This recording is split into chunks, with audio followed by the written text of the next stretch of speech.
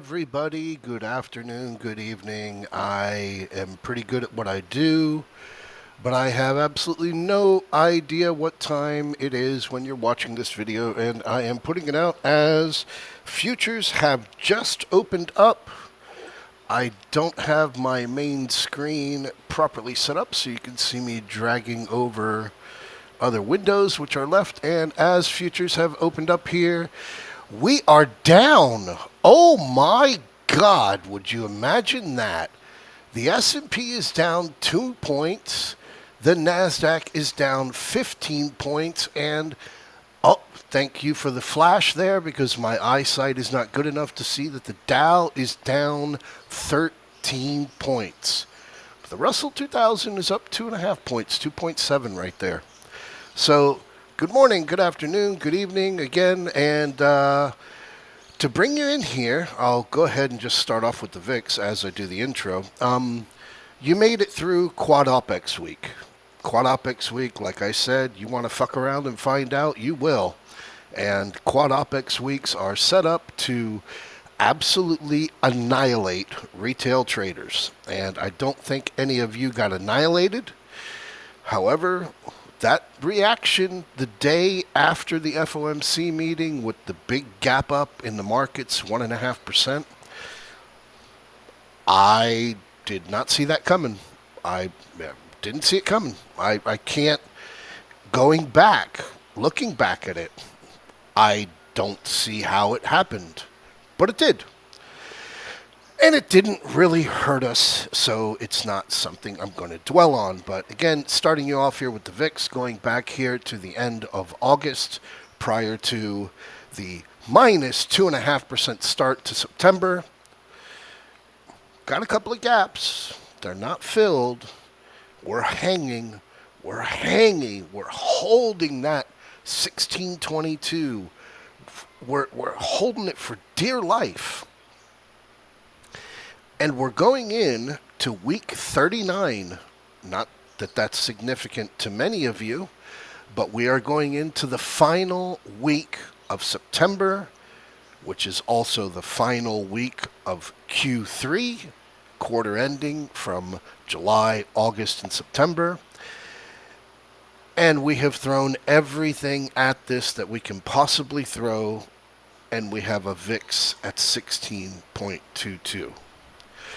So I'm going to cover pretty much where we've been, but I am going to do the devil's advocate view and look at the bullish view, which everybody who likes to drop soap in prison showers and, go on rainbow parades, that's what they're all calling for. So I'm going to play with them, and I'm going to show you what I see on that. But prior to doing that, I am going to go ahead and start out as we normally do with the charts. Start out first with the spreadsheets. Apologize, I got my English wrong there. The SPX had a green week. That's now 2 in a row. Remember, we had 4 green weeks in a row going into that beginning of September, and the absolute collapse at the very start of the month, starting the month out at 56.23.89 is where we started. Where we finished August was 56.48.40. So bear that in mind. Nice volatility, very quickly, all of it ended. Bang, bang, 54.02.62, right there on September 6th. On September 11th, as you all know, came right back down to it. And I'm going to show you that in a minute, because even though that was a big, huge drop, 54.96, we opened up, we dropped 90 points. You never once heard me squeal. You never once heard me concerned. But from that 54.06.96 is where things have gotten a little bit crazy. Call it 54.02.62 as your bottom. 54.06 is only 4 points above that. We have a 331 point range on the month, and essentially all of that has come since September 11th. So 84 point gap up here on Thursday, the day after the FOMC meeting. Again, I could look for I could look under every single rock out there on the planet. I would never have ever been able to see that coming.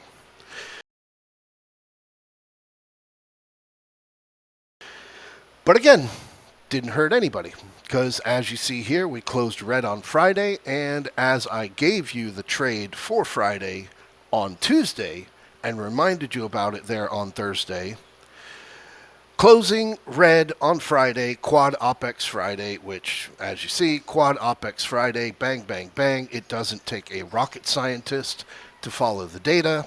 Quad OPEX Friday, 57.1364 will be closed on Thursday after being up 2.5% or 2%.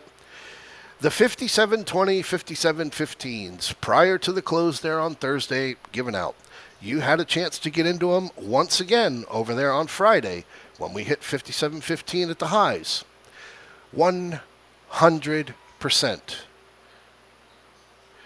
400% there on Thursday on your 57.20, 57.15s. 400% on the 56.40, 56.35s there on Wednesday. 233% there on Tuesday when we were playing the 56.40, 56.35s. Yes, you puckered. You puckered a little bit there on Tuesday because we closed only less than half a point below 56.35 on your $4 of credit and $1 of risk. No, apologize. I'm looking here at Tuesday, 233.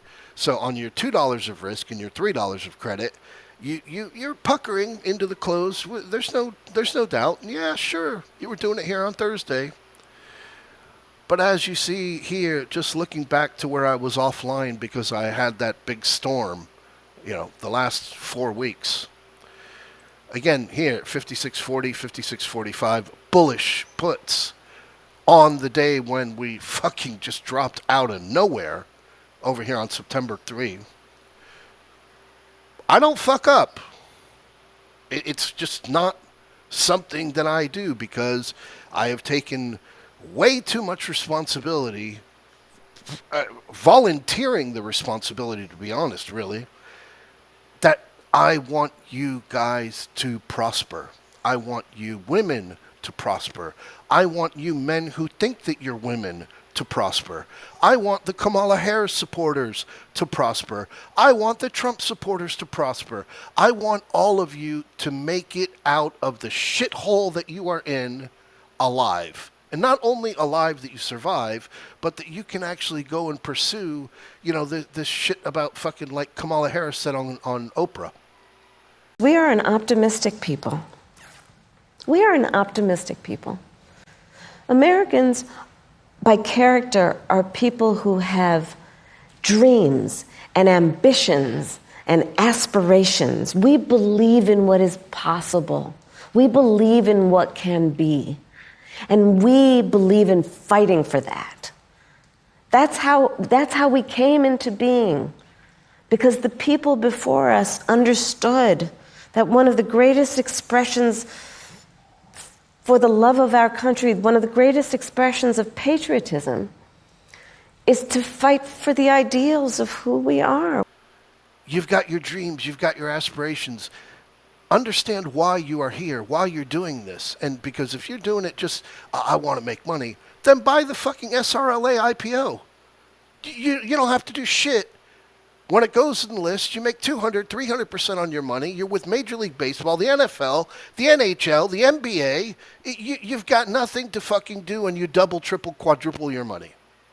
But if you're going to be here and trade, put in some effort. Put in some energy. And as I've told everybody, every single one of you when you've talked to me, message me privately as often as you want to. There might be 300, 500, 250 people in the chat room. It doesn't make a difference. You are here to work with me. So anything you need that I can give you to make you prosper, I will do it. So again, you look through that track record right there of how these spreads have been working out with 2 900%, 4, 5 400%. And that's just doing one trade a day. I bring you on to the QQQ. QQQ is up 9 points on the month. 9 points, up 2%. And all of that came last week. Every bit of it. Finished off the week at 482.44. Got a green week, second green week in a row. After having started the month out there at 473.20 and ended August right there at 476.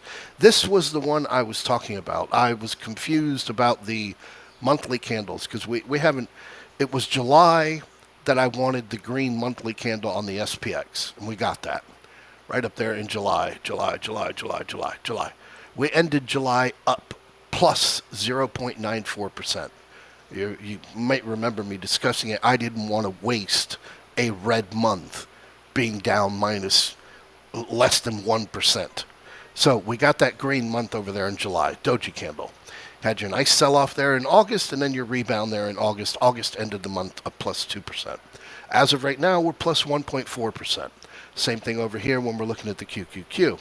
We are up fractionally right now, up 2%, all of which came last week, and I'll go over that because it actually had me laughing when I saw how the QQQ was, because the QQQ, along with the VIX, are your two main barometers. Barometers are not thermometers, they're, weather forecasting machines.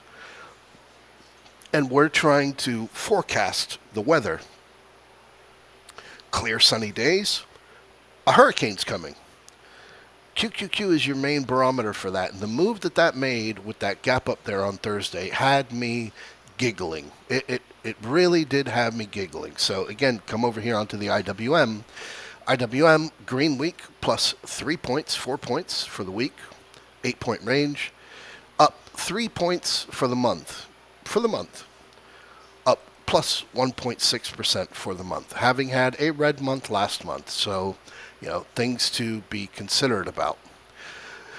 But again, we are trending here right where we have been resisting multiple times here in the lower 220s, 224.94s, where we made it to there on FOMC day. Come back here to your 220 visits in August. Our 220 visits with 225.42 up here in July. 226.64 July 17th, which is the high of the year. And I believe we had another visit into the 220s. No, we did not. We have not had any other visits into the 220s. It was up here with those failures at 210, 212. 210, 212 now being the support level to be tested over there on the IWM. So where are we? Well, futures have opened up, and we are at 56.9720. So we're down 5 points on the S&P. Okay, then let's go to the charts. Boom, boom, boom, boom, and I will start you out with the SPX. Now, this is what I had been tracking and have been using as a default for, where are we going, where are we headed to. And again, looking at this with our 1-2 coming there off of the big bottom, 51.1926. C equals 3, or C or a 3 wave when we had topped out here at 56.40. Did not know what it was. Looking at this as a 4th wave as we drop down there to that 54.02. An A, B, possibly, likely, maybe, let's see. And then all of a sudden the move that came off of the September 11th drop and just the explosion right up to that 56.3873. Failure, again, failure, gap up above it, failure. And then suddenly here after the FOMC meeting, 56.38 no longer means anything. It's no longer significant. Whereas it should be, as 56.38 is your 161.8 retracement of the 2022 drop. And I have done these drawings for decades. They all tend to tell you where the traps are. So again, being that we have had that move to the upside, your main and primary drop zone is going to be that 56.07. 56.07 would force you to fill the gap.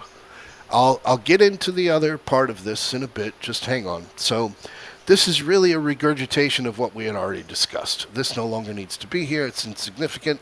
This no longer needs to be here. It's insignificant. So a much cleaner view, as you can see here, we've got a 1. This is not an A1. This is now a 1, which I won't waste your time doing edits. But as you see here, you've got your 1, you've got your 2. Here's your 3. Boop, beep.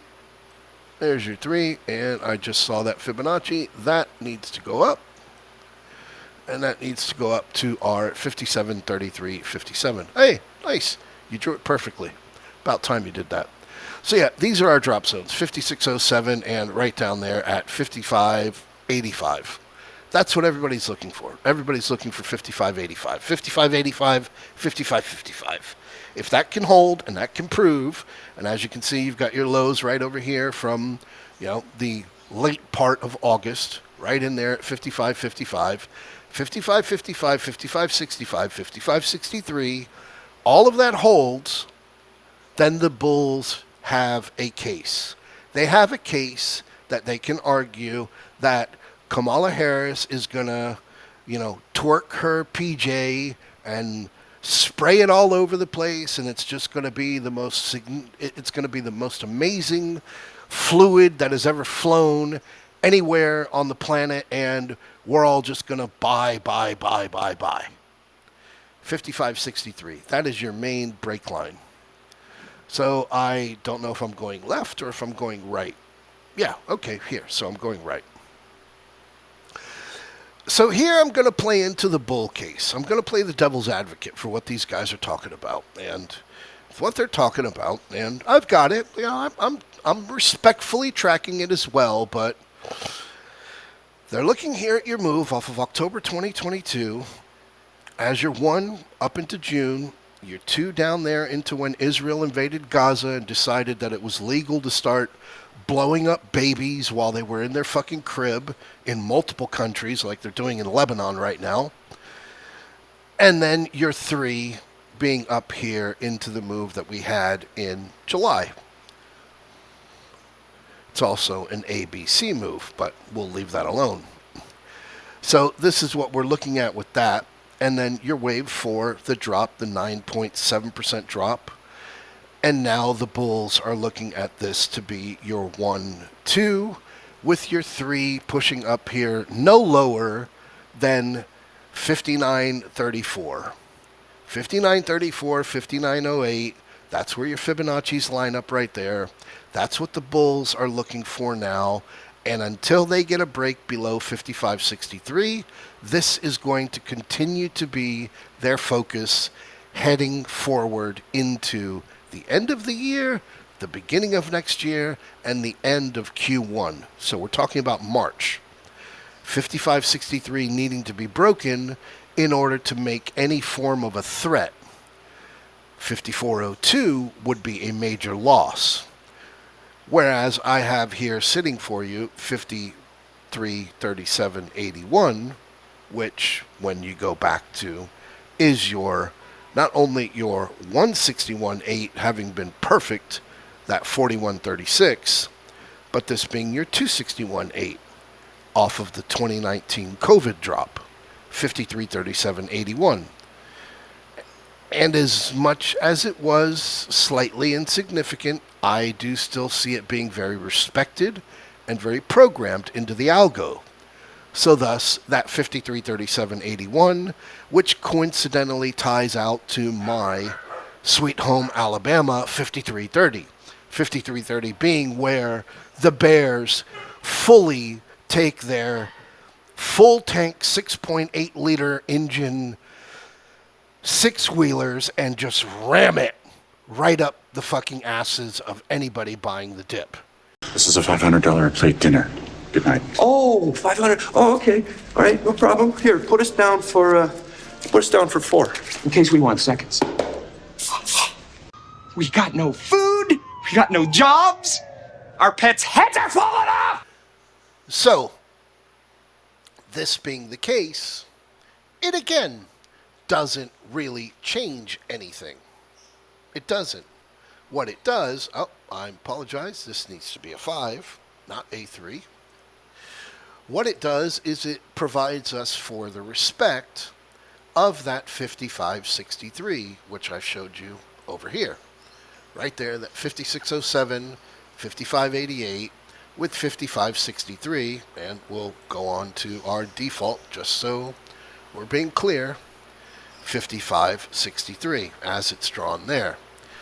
Now, on that subject, 55.63 is a 3% decline on the SPX. So, again, things that need to be considered and understood, along with the multiple gaps that we have only going back to the lows here in August. Only that.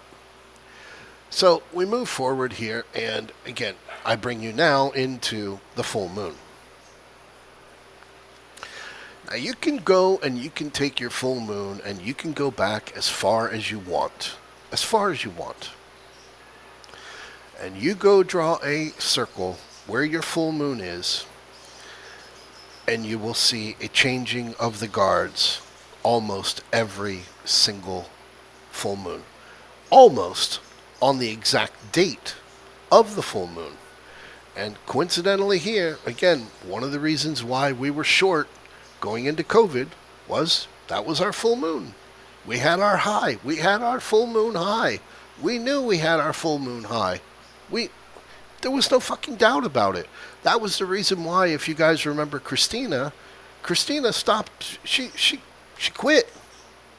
She was short. COVID happened. She couldn't go online. And right around here, right around the middle of March, end of March, right, 18th, I think, 17th, she logged in and she said, Tim, I just made $3 million. I'm done. And that was it. So, again, you could draw your circles on your full moons, and you're going to find them to be significantly indicative. As you see here, going into the latter portion of 2021, full moon bottom, full moon bottom, full moon bottom, full moon bottom. Here, on our drop here in September, full moon bottom. The one that was tricky was the one over here in October, back in 2021, because we had a massive ramp up off of that low, the low here in the early part of October, massive ramp up, and then our full moon didn't produce much. It was very, very fractional what it produced. And then, boom, your full moon going into right here into Thanksgiving, your full moon bottom here in December 2021, and ba-bang, ba-bang, ba-bang. You can follow it along and draw it on your own.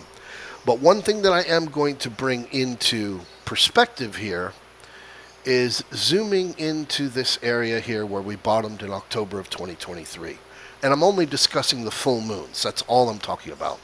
Once again, this is the reason why we were long right there in October of 2022, because it was your full moon and everything lined up to agree with it.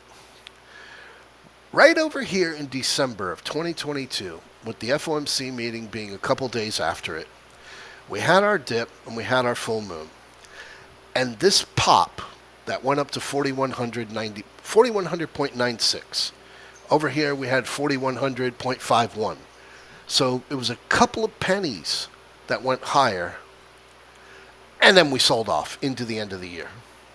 And our full moon happening here right there in the beginning of January, where again, that was your bottom, and then you had your ramp up into February for a perfect full moon top with your sell-off down here into March for a perfect full moon bottom, and so on and so on and so on. So again, just bringing it into context with what has taken place in recent weeks, we had our full moon over here in August, and then a few days later we put in a couple of pennies right there on August 30th. It was just a couple of pennies higher, and then we sold off.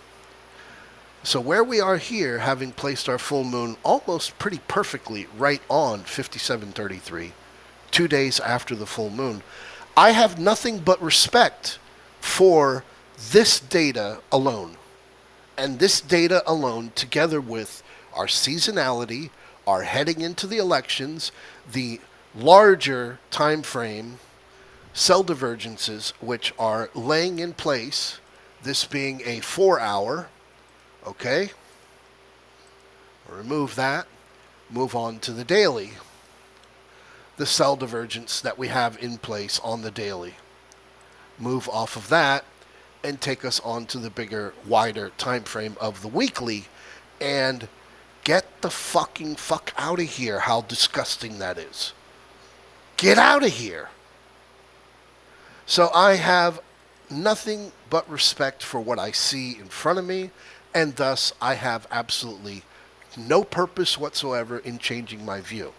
Another point to that changing of the view is what we're looking at from the COVID highs down into the COVID lows, or the pre-COVID high, and then the bounce up there into 2022 and the drop into 2022 and this rebound that we have been on.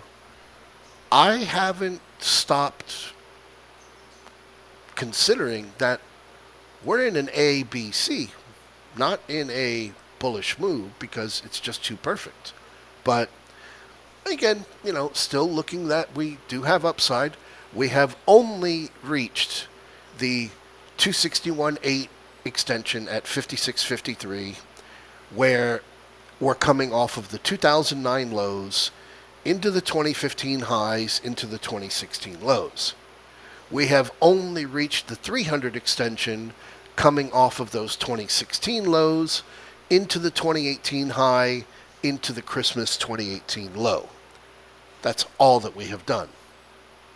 Looking at some trend lines here, again, this being the shorter term trend line, what we have here coming off of the April lows into the August lows, into our wider time frame trend line, that being the lows coming here off of October 2022 into October 2023, much wider time frame, much wider or further down trend line. And then the bigger trend line, which is the one down here, down at 2,800. I'm not going to open that rabbit hole, because talking about a 50% decline, that would never ever take place. So I bring you over here onto the dollar, and I think I'm pretty much ready to wrap this up after this. The dollar being down here, again, down here, just teetering on breaking 100, just as it did over here in July 2023, before we had our sell-off into Israel invades Gaza and can legally, blow up babies. We had it here in April of 2023, and the market was ready for a decline, but AI got invented. We had it here in February, as I shared you before we had our 9% decline into March. We had it here in December of 2028, going into the end of last year, which we were ready to have a little bit better of a sell down than what we had, but we only had a slight decline. So the dollar is here, and the dollar is whispering, and we're getting whispers out of gold. We're getting whispers out of silver. We're getting whispers out of TLT. And you're heading into the seasonality time of the year where it just isn't a cool thing to do, to go out there and be long and be buying calls. So that's where we're at. That's what we're heading into. We've got the end of the quarter coming here, the final Friday of the quarter being this Friday, the 27th. You've got the final day of the month being on Monday, the 30th. But that's where we're at from a zoomed in, very zoomed in point of view. What we need to see, okay, and I will make sure that everybody has it. We're looking here at Wednesday, right there. Wednesday, just prior to the FOMC meeting, your candle closes at 56.37.17. 56.37.17, we'll just make it 56.37, is your first step. That's your first step, is reversing the FOMC candle and the FOMC move. Your second step is obviously filling this gap being down here to 56.18. The gap filled down to 56.18 means that you have a 2% drop on the market from that 57.33. Yes, there's a little gap down here below this, and yes, the big 55.63 sits down there. 55.63 being a better than 150 point drop on the SPX, but you're still above the 50-day moving average. So we're in a volatility window. That's where we're at. And right now, being that we are in a volatility window, this is all on. Nope, wrong one. My apologies. I'm getting old, so, bear with me. This is all on the VIX. The VIX and the QQQ. The VIX always gaps up on Mondays. So where the VIX gaps up this Monday will be telling. Any break on the VIX above 17 and the bears have a chance. A break and gap fill back above 18 and the bears now have control and it's up to them to fail and fuck up. So that's what we're looking at here in terms of the VIX. The VIX is telling us, and that is our barometer to give us the indication as to whether or not there is momentum for the bulls or for the bears. That's what it's there for.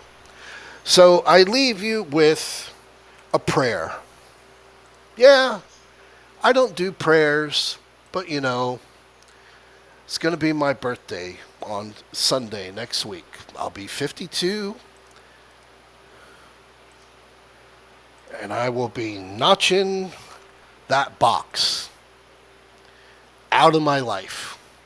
This is week 38, so any of you who are tracking can go ahead and notch out your entire week of the year being gone. It's gone. You're not getting it back. And that's what you have left for the year. And this is what I have left for my life if I'm going to live to be 80 years old.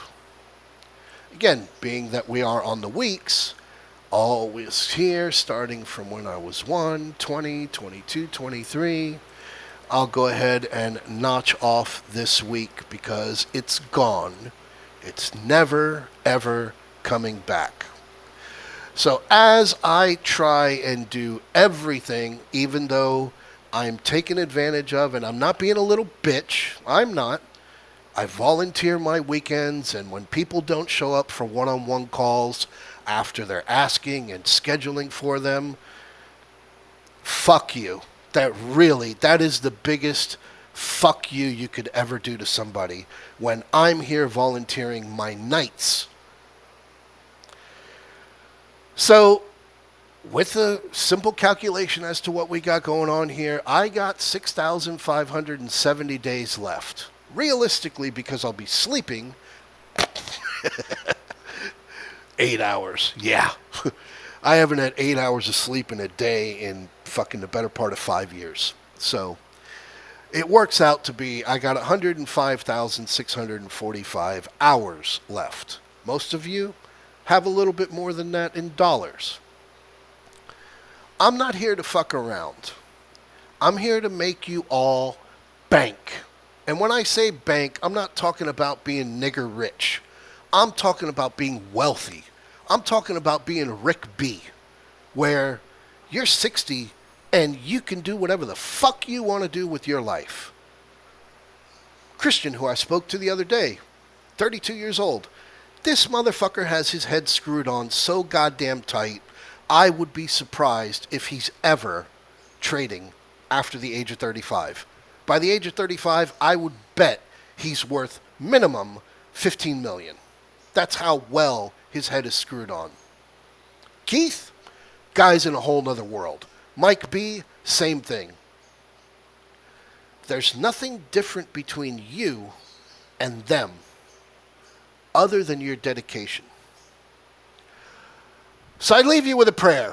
And the prayer that I leave you with is a prayer to the algo gods. And to the algo gods, I pray that I thank them. I thank them for SPX 0 DTE. I thank them for the SPX further out trades. I thank them for the credit spreads. I thank QQQ for all that it provides for us.